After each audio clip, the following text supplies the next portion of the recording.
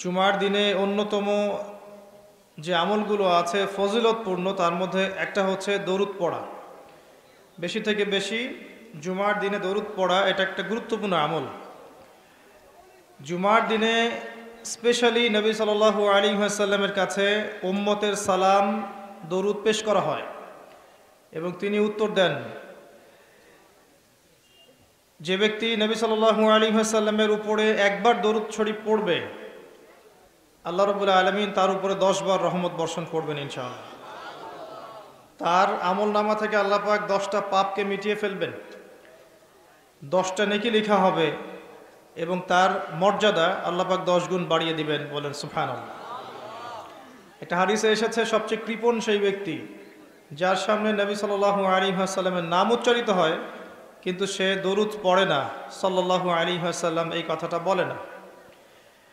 জুমার এই দিনে অনেক আমল আছে যেটা আপনাকে আল্লাহর কাছাকাছি নিয়ে যাবে ইনশাআল্লাহ, রাসূল সাল্লাল্লাহু আলাইহি ওয়াসাল্লামের সুপারিশ পাইয়ে দিবে ইনশাআল্লাহ। তার মধ্যে একটা কাজ হচ্ছে বেশি বেশি দরুদ পড়া। পারবো ইনশাআল্লাহ? আপনি একটা টার্গেট নেন যে আমি এই জুমার দিনে 100 বার দরুদ পড়বো, পড়া যাবে? কেউ বাধা দিবে? আমি বলছি না 100 বারই পড়তে হবে, এটা আমি বলছি না, কিন্তু আমি সংখ্যা ফিক্স করতে বলছি না। আপনি একটা টার্গেট নিয়েছেন যে আমি 100 বার মিনিমাম পড়বো আজকে, কেউ বাধা দিবে? এটা কি বেদাত হয়ে যাবে?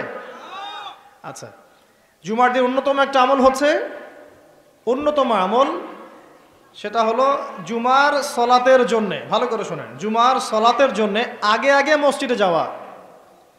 আমরা কি করি, প্রথম রাকাত হয়ে গেছে, দ্বিতীয় রাকাতে শেষ বৈঠক বাকি আছে, দৌড় দিয়ে মসজিদে যান। অনেক মুসল্লি দেখবেন জাস্ট নামাজটা শুরু হওয়ার আগে আগে মসজিদে ঢুকবে। অথচ নবী সাল্লাল্লাহু আলাইহি ওয়াসাল্লাম বলেছেন, জুমার দিনে কেউ যদি সকাল সকাল উত্তম রূপে গোসল করে, উত্তম রূপে গোসল কোনটা এটা জানেন তো? আমরা ফরজ গোসল যেমন করে করি, এটা সর্বোত্তম গোসল। উত্তম রূপে গোসল করেছে, সবচেয়ে সেরা জামাটা পরেছে, সবচেয়ে সেরা উত্তম পোশাকটা। আমরা মসজিদে যাওয়ার সময় সবচেয়ে খারাপ পোশাকটা পরি। আর যদি দেখা যায় কোনো পলিটিক্যাল নেতা দাওয়াত করেছেন, সবচেয়ে সুন্দর কাপড় পরে গেলাম, দাঁড়ান, আপনি আল্লাহর সাথে মসজিদে দেখা করতে যাচ্ছেন, কেন সবচেয়ে নোংরা জামাটা পরে যাবেন? আপনি সবচেয়ে উত্তম পোশাক পরে যাবেন। দলিল দিব, ওই যে হাদিসে জিবরিল, জিবরাইল আলাইহিস সালাম মসজিদ নববীতে আসলেন, এসে নবী সাল্লাল্লাহু আলাইহি ওয়াসাল্লামের হাঁটুর সাথে হাঁটু লাগিয়ে বসলেন। ওই হাদিসের মধ্যেই আছে, দেখবেন, রজুলুন শরীদুল বায়াদুস সিয়াব, একদম উত্তম ধবধবা কাপড় পরে সে মসজিদে এসেছে, প্রমাণ। তো জুমার দিনে যদি আপনি সবচেয়ে সেরা সুন্দর পোশাকটা পরেন, আগে উত্তম রূপে গোসল করেন, আতর খুশবু ব্যবহার করেন, ব্যবহার করে আপনি খুতবা শুরু হওয়ার আগেই, খুতবা মানে বয়ান, এটা শুরু হওয়ার আগেই আপনি পায়ে হেঁটে মসজিদে আসেন, ইমাম সাহেবের কাছাকাছি বসেন এবং মনোযোগের সাথে তার খুতবা শোনেন, কাউকে কষ্ট না দেন, এমনকি কারো সাথে এতটুকু না বলেন যে চুপ করো। কেউ পাশে কথা বলছে, আপনি এতটুকু বলবেন না, চুপ করো। সাহাবায়ে কেরাম হাতের মধ্যে পাথর রাখতেন ছোট ছোট, যদি দেখতেন কেউ কোনো জরুরতে কথা বলছে, পাথর নিয়ে ঢিল দিতেন, মুখ দিয়ে বলতেন না, চুপ করো। এই কাজ যদি কেউ করে এবং ইমামের সাথে নামাজ শেষ করে, নবী সাল্লাল্লাহু আলাইহি ওয়াসাল্লাম বলছেন প্রত্যেক পদক্ষেপে 1 বছরের রোজা, 1 বছরের নফল নামাজের নেকি পাবেন। এই ফজিলতটা আপনি জুমার দিনে অর্জন করতে পারেন।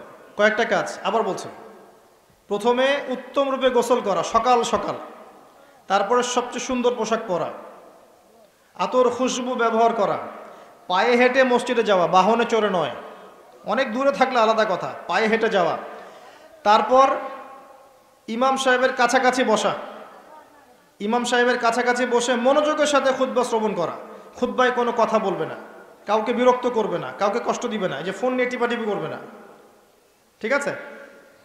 এবার ইমাম সাহেবের সাথে নামাজ শেষ করবে, প্রত্যেক পদক্ষেপের বিনিময়ে 1 বছরের নফল সওম, 1 বছরের নফল নামাজের নেকি হবে ইনশাআল্লাহ। পারা যাবে ইনশাআল্লাহ জুমার দিনে। জুমার দিন আরেকটা আমল আছে, যদি পারেন করবেন, সবার পক্ষে হয়তো সম্ভব হয় না, তবে যে করতে পারবেন তার জন্য বিশাল ফজিলত আছে। সেটা হলো, এটা শুধু জুমার দিনেই নয়, অন্য দিনেও করা যায়। তবে জুমার দিনটা আমরা একটু গুরুত্ব দিই এই কারণে বলছি, ফজরের নামাজ জামাতে পড়া, ফজরের নামাজ জামাতে পড়া, এরপরে উঠে চলে না যাওয়া, বসে থাকা, বসে বসে আল্লাহর জিকির করতে থাকা, তাসবিহ তাহলিল তিলাওয়াত, আপনার যত আমলগুলো করেন আপনি সকাল সন্ধ্যা জিকির আজকার এগুলো শেষ করা, শেষ করে সূর্য উঠে গেল, পিছনে সূর্য উঠে গেল, সূর্যটা একটু উঠে গেছে, ইশরাকের সময় হয়েছে, আপনি এখন 2 রাকাত নফল নামাজ পড়লেন, পড়ে বাসায় ফিরে গেলেন। নবী সাল্লাল্লাহু আলাইহি ওয়াসাল্লাম বলছেন একটা কবুল হজ, একটা কবুল ওমরার নেকি হবে ইনশাআল্লাহ। এটা করা যায় জুমার দিনে, কারণ জুমার দিনে আমরা কম বেশি মসজিদে আসি, আল্লাহ পাক আমাদেরকে তৌফিক দান করুন। আর 2-1টা কথা বলছি, বলে আমি অন্য প্রসঙ্গে যাচ্ছি। জুমার দিন আরেকটা গুরুত্বপূর্ণ কাজ হচ্ছে দোয়া করা। কি করা? বেশি থেকে বেশি দোয়া করা। 2টা মুহূর্ত আছে এই দিনে যে দোয়া করলে দোয়া কবুল হবেই ইনশাআল্লাহ, আল্লাহ পাক ফিরিয়ে দিবেন না ইনশাআল্লাহ। যদি আপনার আকীদায় শিরক না থাকে, যদি আপনার আমলের মধ্যে বেদাত না থাকে, এবং যদি আপনার রিজিকে হারাম না থাকে, ইনশাআল্লাহ দোয়া কবুল হয়ে যাবে। সময় দুটো হচ্ছে, ইমাম সাহেব খুতবা শুরু করেছেন, এখান থেকে সালাম ফিরানোর আগ পর্যন্ত। ইমাম সাহেব খুতবা শুরু করেছেন, এখান থেকে সালাম ফিরানোর আগ পর্যন্ত মনে মনে দোয়া করতে থাকবেন। আরেকটা হচ্ছে আসরের সালাতের পর থেকে মাগরিব পর্যন্ত, এই সময়টুকুর মধ্যে দোয়া কবুল হবে ইনশাআল্লাহ। করা যাবে?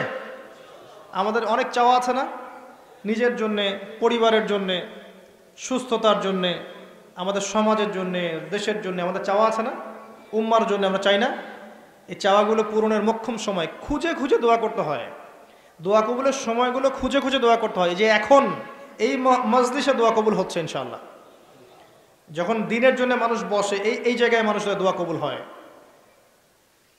যখন বৃষ্টি পড়ে তখন দোয়া করলে দোয়া কবুল হয়, রাতের শেষ অংশে দোয়া করলে দোয়া কবুল হয়, আপনি মুসাফির মানুষ, দোয়া করলে দোয়া কবুল হয়, জুমার দিনে এই ক্ষণগুলোতে দোয়া কবুল হয়, আজান হয়েছে, আজান এবং ইকামত এর মাঝখানে দোয়া কবুল হয়, সেজদা দিয়েছেন নামাজে, এই সেজদায় আপনার দোয়া কবুল হবে, ফরজ নামাজের শেষে সালাম ফিরানোর আগে এবং সালাম ফিরানোর পর দোয়া কবুল হয়।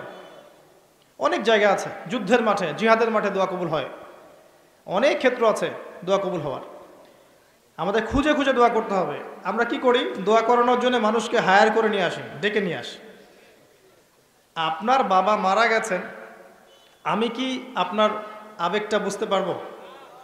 আপনার ওই অনুভূতিটা কি আমি ফিল করতে পারবো? আপনার সন্তান অসুস্থ, আমি কি ফিল করতে পারবো আপনার সন্তানের জন্য আপনার মনটা কেমন করছে? তখন আপনি দাঁড়িয়ে যাবেন নামাজে, আপনি দোয়ার জন্য হাত উঠাবেন, ইনশাআল্লাহ চোখের পানি ছেড়ে দেবেন, আল্লাহ পাক দোয়া কবুল করবেন ইনশাআল্লাহ।